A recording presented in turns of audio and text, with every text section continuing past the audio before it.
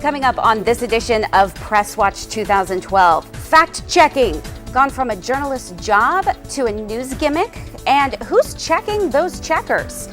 Covering convention, wardrobe, balloons, when style outshines substance in news content. And later, Press Watch's bravos and blunders. Who gets this week's props for a job well done? And who makes us just confused?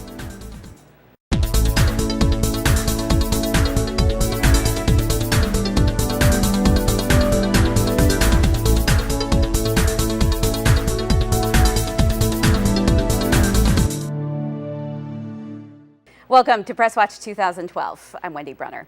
Press Watch is a production of the Mass Communications Department at Oklahoma City University, made possible by the Ethics and Excellence in Journalism Foundation. At Press Watch, we're looking at national news media coverage of the presidential campaign, the news in light of ethical guidelines set forth for and by journalists. Let's jump right in now with our guest today, whose expertise in news and politics we're going to borrow. Michael Konopasek, currently a reporter for News 9, the local CBS affiliate here in town, experienced broadcast journalist. And Dr. Richard Johnson, department chair and professor of political science here at OCU. Gentlemen, both of you, welcome. Thank you for joining us today. We appreciate it. We're going to break our own rules a little bit here at Press Watch, because the very first thing that I want to talk about is a video segment from The Daily Show. Not news. We talk about news primarily here. He's not a journalist. He says so himself. But I think that John makes such a good point with the conversation he had with Tom Brokaw recently that I have to go there. So let's go ahead and take a look at that real quickly. Let me ask you something that has been driving me insane over these past few weeks of coverage. No, it is driving me insane, and I'm obviously not that far from it to begin with. Show them, this is a clip from CNN after Paul Ryan's speech. This will make you nuts. In a powerful speech, although I marked at least 7 or 8 points, and I'm sure the fact checkers will have some opportunity to dispute if they want to go forward, and I'm sure they will. We were jotting down points. There will be some issues there with some of the facts, but it motivated people. When did fact-checking and journalism separate and go their separate ways? It feels like now, what are the journalists doing at the convention other than deciding whether or not something helped one candidate or other? If not fact-checking, what's your job? Then you're just an MC. Well, you know, what happened is that everything is so compressed, so they were responding very quickly. They're responding very quickly. And what Brokaw goes on to explain there is that the NBC News team during the RNC was using Google and was fact-checking for themselves, the Ryan speech, et cetera, et cetera. But I thought that the point that John made there was such a good one about when did fact-checking become this gimmick and separate from journalism. So, Michael, I'm going to start with you and ask if you think what he mentioned about immediacy, that need for broadcast journalists to respond quickly. Do you see that as a problem with trying to respond off the cuff? Sure. I mean, we're always, especially on the local level, we were always, feeling that need to get on the air first, beat the other guys, but you have to make sure that you obviously have all the information that you need.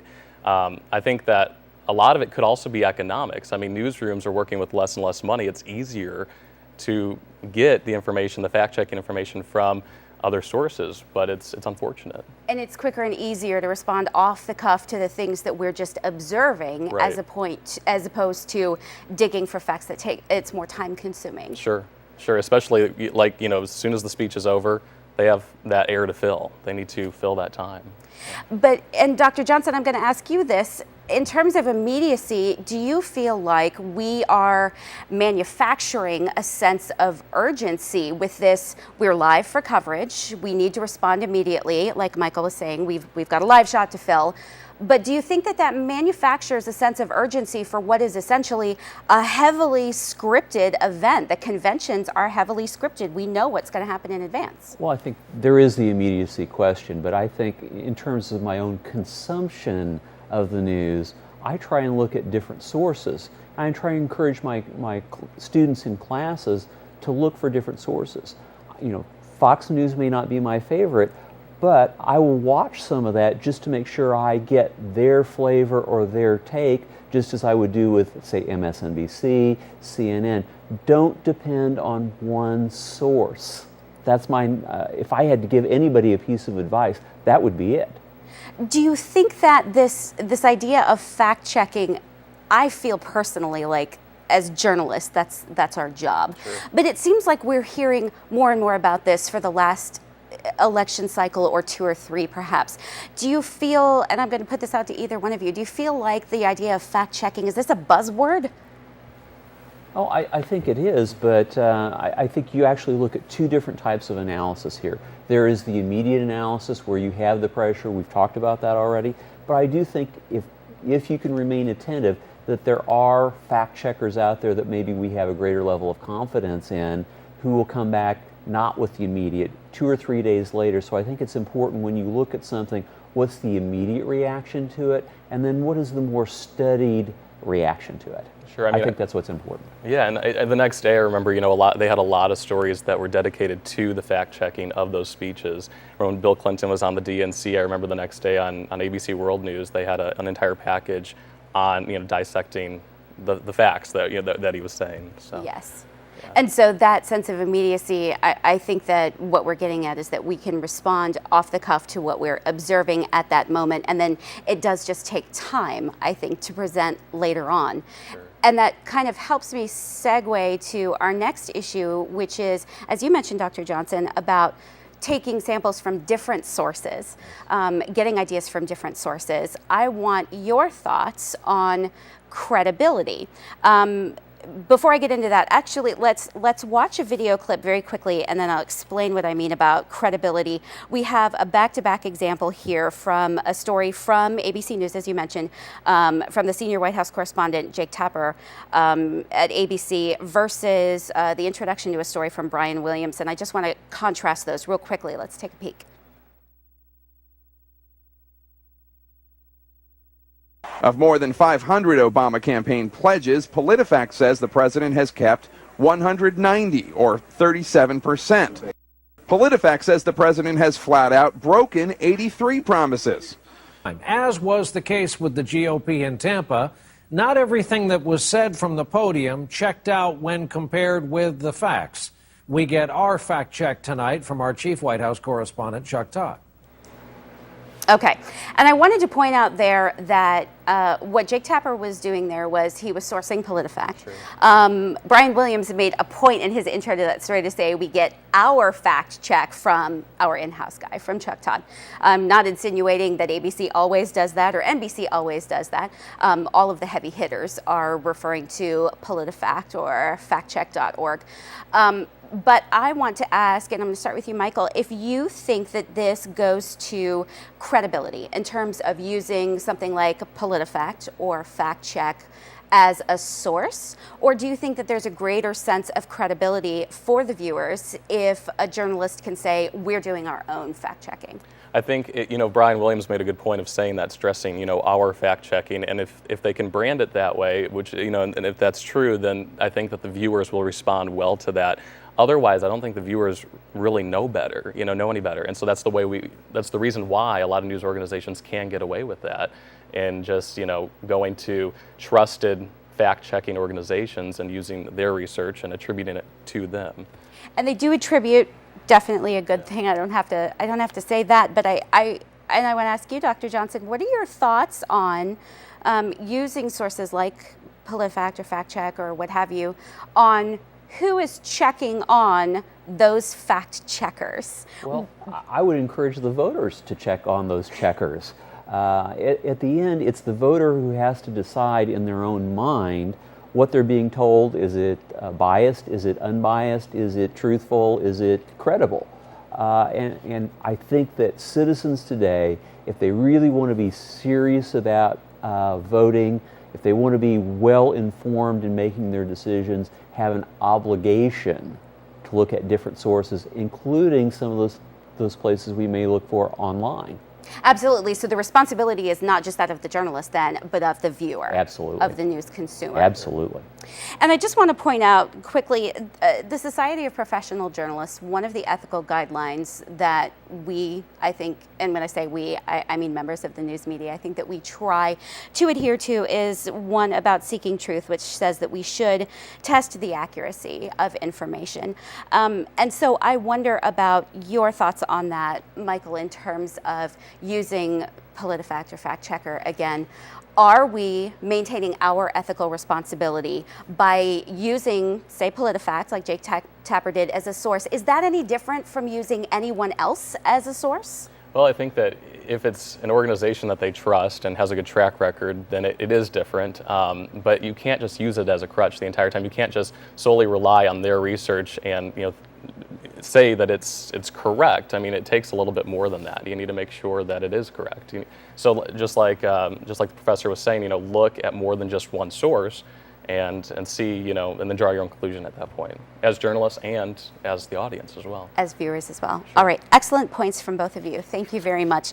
We're going to take a really quick break, so if I can talk both of you into staying with us for just a few more minutes. Coming up next on Press Watch, dresses, balloons, and iPhones, oh my. Covering the window dressing during the conventions, what the preponderance of fluff says about news or viewers, maybe both, when we come back.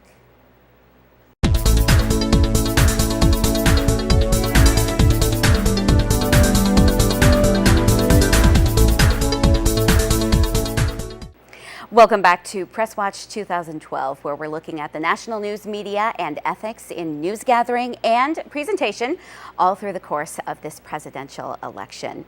Today we've been talking about coverage specifically from the Democratic National Convention with reporter Michael Konopasek from News 9 and Dr. Richard Johnson from here at OCU. Thank you both again for sticking around. Sure. We'd like to talk a little bit about I hate to say lack of substance, but I'm going to go ahead and say it. Lack of substance in our news coverage. It's an issue. I don't want to seem like I'm picking on ABC News because all of the heavy hitters have covered the same kind of issue, but I want to show you an example of what I'm talking about really quickly. Let's go ahead and look at that clip. The other contrast of the night, the outfit. Mrs. Romney's Oscar de la Renta design retails for nearly $2,000. Mrs. Obama's, shoes by J. Crew, dress by designer Tracy Reese. When it hits stores, it will cost less than $500. The designer says she's been jammed with requests. All right, so call me old-fashioned, perhaps I am, but I'm a firm believer that the function of news, the function of journalism, is to inform a public so that they may effectively self-govern. That's my mindset. So when I see stories like this, I think, how much are we helping the self-governance process? So Dr. Johnson, I'm going to begin with you by asking about things like what the First Lady and potential First Lady are wearing. Is that significant? I think in a way it is. And I would go to the Romney side of things first. When they talked about the price of her dress, compare that with Michelle Obama's, because one of the things that the Romneys are going to have to overcome is this perception that they are patrician. And having a more expensive dress reinforces that. And so it is an issue. It's an issue that goes to the kind of image that each campaign has tried to construct or that the other campaign has tried to construct about them. Michael, what are your thoughts? What's your knee-jerk reaction in terms of newsworthiness for this kind of story? Well, I think that news evolves over time, obviously, and I think that the public, you have to give the public kind of what they want at the same time, as what they need, because it's a business after all. So, I mean, every day when we're in our editorial meetings, we talk about what people should know about and what the people will want to know about, and we try to get a good mix on that. So I think the story. I think that it's good that they told that story, but I think that they shouldn't spend too much time on it. Not too much of a time investment. I think Sure. I would be inclined to agree there.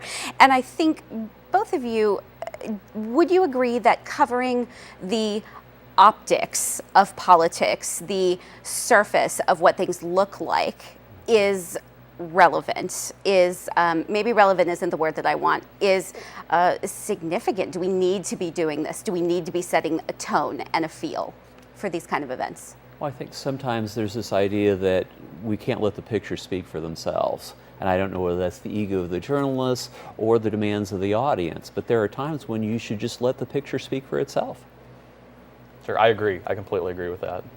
Let's take another look at another example. This one, I think these two pieces are a little bit fluffier, perhaps, than the dress piece. But again, maybe that's my old school line of thinking. Again, don't want to pick on ABC. We have examples from NBC and ABC. Let's go ahead and look at this. Later in the day, the president apparently needed saving from an iPhone. A reporter on the scene said he appeared to be befuddled by the device and couldn't place a call at first. In his own defense, the president reminded everybody he's a BlackBerry owner. There are, of course, those two distinct schools among device owners. Another casualty, though, of the last-minute move. Those balloons we always see waiting up in the rafters, hundreds of thousands of them. No time to blow them up or get them ready. And if we look right down there right now in the center of this arena, we can see some confetti cannons. Small bags of confetti. There they are. Take our word for it. In position. And they're going to be the substitute. Confetti versus balloons. Okay, the iPhone story. President Obama is struggling with an iPhone. I almost lament the fact that the Society of Professional Journalists, the Radio, Television, Digital News Association, doesn't give us any guidelines about newsworthiness. They give us lots of ethical guidelines about how we should and shouldn't do things. They don't give us much direction in terms of what we choose to be a newsworthy story. So I think with those two stories, I see separate issues there. I see the iPhone thing as being fluff. I can't think of how that's relevant. The confetti and balloons, perhaps a different issue. So I'm going to start, Michael, with your thoughts on the iPhone situation. Well, it is fluff, but I'll admit, I mean, I was interested in that. I thought it was kind of interesting to know that the president didn't know how to use an iPhone. I didn't know how to use an iPhone until I recently got one. And I don't know, you're watching the convention, they're there at the convention, it's live. And so it's kind of neat in a way to see, what's going on kind of behind the scenes at the convention, to know that they're going to be using confetti more than balloons. Now, if they did a whole package on confetti over balloons, I would have a real issue with that. Extended length of time, sure, right. And if they did a whole package over the iPhone, I'd be like, what are they doing? But if they mention it just real quickly, I really don't have a problem with it. Little snippets, information maybe is important. Entertainment, interesting value maybe is important as information. Sure, that's value. Definitely not. It's information, but it's not the kind of information we're talking about. Yeah, it is entertaining, sure. Which is why, I think it goes back to that time. How much focus did they actually put on it? Dr. Johnson, I'm going to ask you. The Radio, Television, Digital News Association gives us a guideline about resisting distortions that obscure the importance of news. I don't see the confetti versus balloons thing as a distortion in any way, shape, or form, but I do worry about obscuring importance of events when we focus on things like balloons or what have you. What are your thoughts in terms of the importance of an event like a convention and talking about some of the surface optical type things? Conventions are very important because you've got to get your own party behind you. You've got to put that image out there. It is your chance to reintroduce yourself to the American public, especially true for Governor Romney this year. But I'd like to dispute you on what was shown, and I think that they are newsworthy, because I would compare the president and his inability to use the iPhone as being somewhat out of touch in the same way that George Herbert Walker Bush, when he tried to buy socks at Kmart, I believe it was, didn't understand how scanners worked, which was very symptomatic of being out of touch with things we deal with every day. And I can remember at 2004 when John Kerry had finished his acceptance speech, they couldn't get the balloons down. In fact, you could hear somebody in the background actually cursing, I believe, because they couldn't get the balloons loose. And this says something about organization and perception. And perception goes to image, which you mentioned before with the dresses issue. It matters because it helps viewers relate to these people, not just on policy basis, but as human beings. You're selling that image. the campaign is selling that image. And that's what the convention is selling an image. Exactly. It's kind of a pep rally. Yes. That's what you're saying. All right, gentlemen, thank you both so very much for your input. This has been fascinating conversation today. We appreciate it so much. Michael, if we can talk you into sticking around with us one more time, we're going to do our Bravos and Blunders segment coming up next. Dr. Johnson, again, thank you for joining us. Appreciate you including me. We will be right back, but coming up next on Press Watch, a regular segment, as I mentioned, that we do in every show that's called Bravos and Blunders. News coverage this week from the DNC at its best and worst, and we have both. Maybe, I think we'll have Michael weigh in on that in just a moment. Stay with us.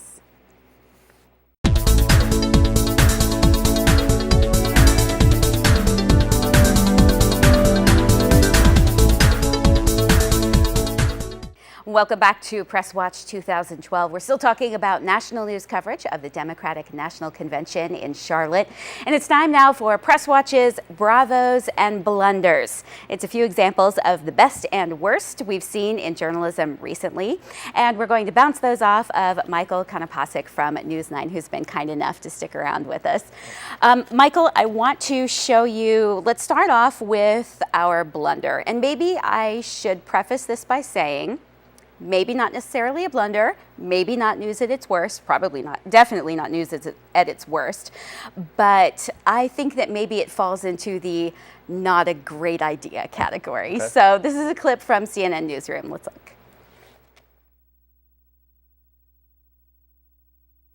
Major speech, and then you had, oddly enough, not the vice president, but a former president, Bill Clinton, major speech, and then Barack Obama, major speech. So tell me about that. That was certainly interesting. I felt like Bill Clinton was making his last best, attempt to become president all over again. Yeah, Bill Clinton did a one-man show. Yes. Did you see? He was like talking to imaginary people from his neighborhood growing up. All right, this was a clip from CNN Newsroom, which aired in the weekend, primetime. And those two comedians were from Comedy Central's Indecision 2012, which is a running thing for Comedy Central. So the reason that I put this into the blunders category, and I want your thoughts on this in terms of news value, is that Lemon was, and not to pick on him, but he was asking the comedians somewhat substantive questions in terms of reacting to various things during the convention. And when I see a story with comedians, I think definitely there is value to having some lightness in news, to having some entertainment in news.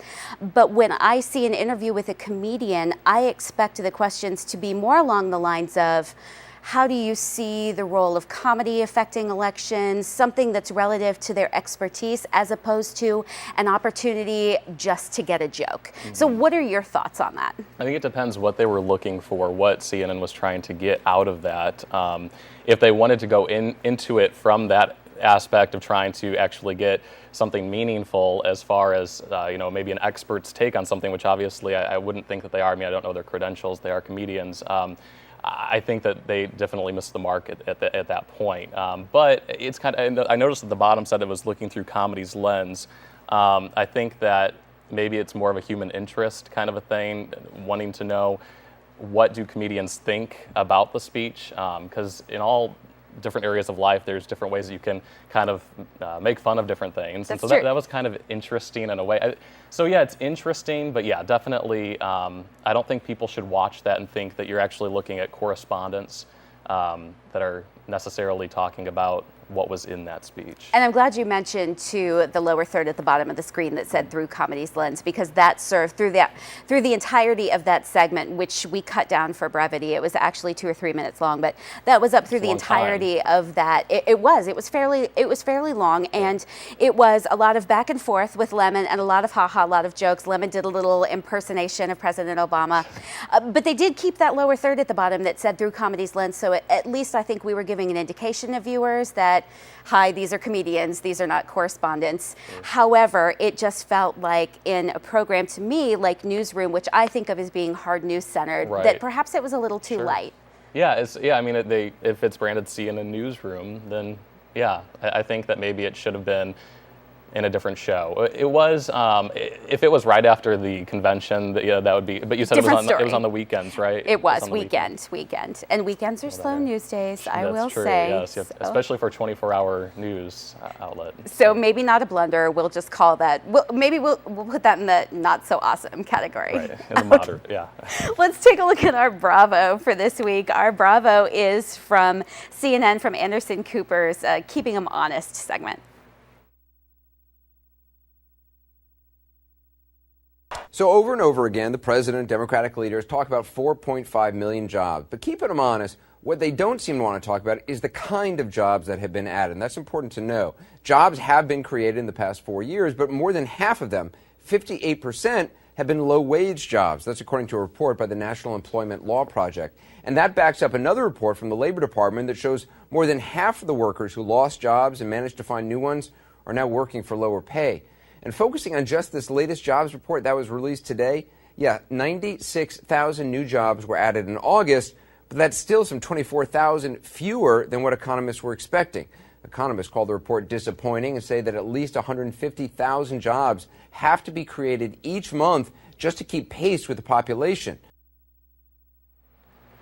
All right, now Keeping Him Honest is a recurring segment on AC 360 where he does things like this periodically. And I think we're coming back full circle to what we were talking about at the beginning of this show about fact-checking and doing your own fact-checking. And Cooper there referenced the National Employment Law Project, so getting their own data at that point. And so the reason that I put this in the Bravo section is because I feel like, again, like we talked about, this is in an ideal situation, in my opinion, what journalists ought to be doing. Sure. What are your thoughts? Oh, I completely agree. He did a fantastic job. I mean, he heard what the politician was saying in the speech. The politician gave a little bit of information that obviously made, the party look good, and he went in there and got the specifics and said that's not the whole story, that's not the whole picture, and that's great. That's really useful information that people need to know. It is, and I think sometimes it's difficult to sort through rhetoric and find an element of truth or an element of something that's questionable and set aside the rhetoric to take what is being said and break it down in an element that is digestible, I think, for our viewers. And that's not always easy to do. I think we should, but it's not always easily done. Sure, I think the way that it was presented did that very well, because it can get kind of complicated and you're talking to the masses. Absolutely. He was able to break that down and have people understand it pretty well, I think. All right, very good. Michael, thank you so much for joining us today. Again, we do appreciate it. That is all the time, unfortunately, that we have for Press Watch 2012 today. Press Watch is a production of Oklahoma City University in partnership with the Ethics and Excellence in Journalism Foundation. We would like to thank both of our guests one more time for joining us today. We're going to do this again soon, so join us.